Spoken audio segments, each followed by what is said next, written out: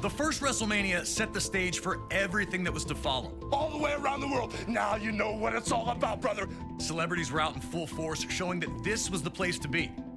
WrestleMania 2 pushed the boundaries, taking place in 3 different locations: New York, Chicago, and Los Angeles, delivering 3 huge main events.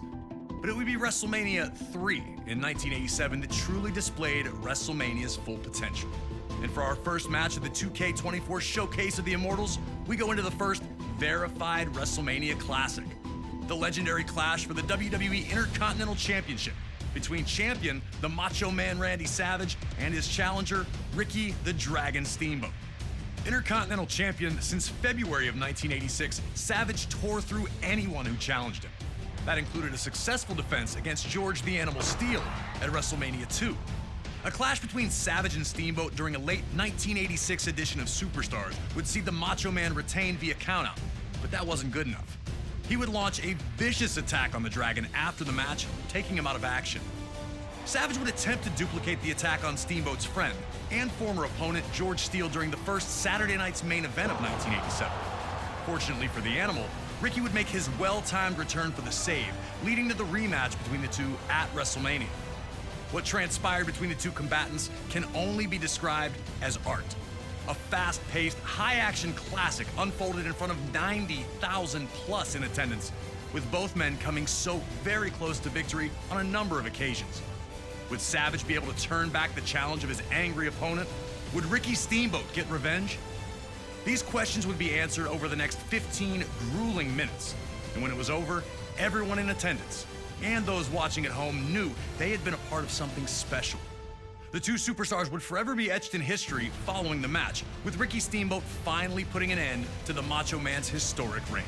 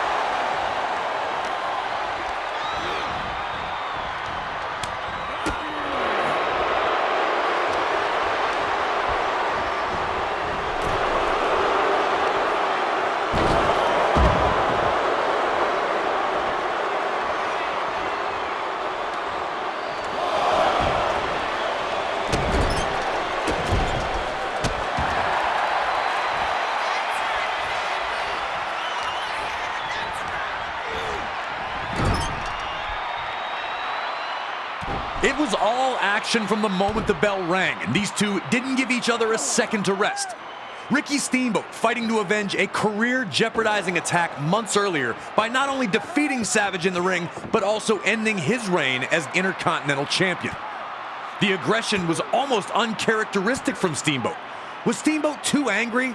And would that lead him to making a costly mistake?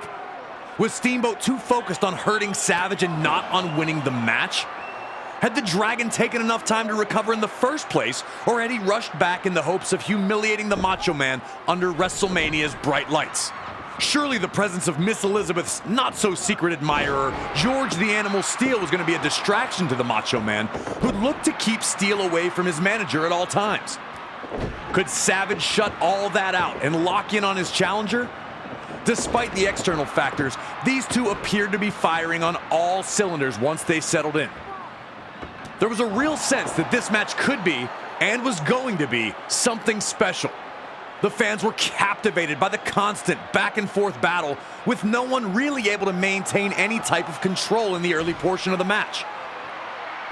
The Macho Man appeared almost thankful to get a moment to himself after dumping Steamboat back to the floor, letting you know that Savage understood he was in a fight unlike any other he'd been in before.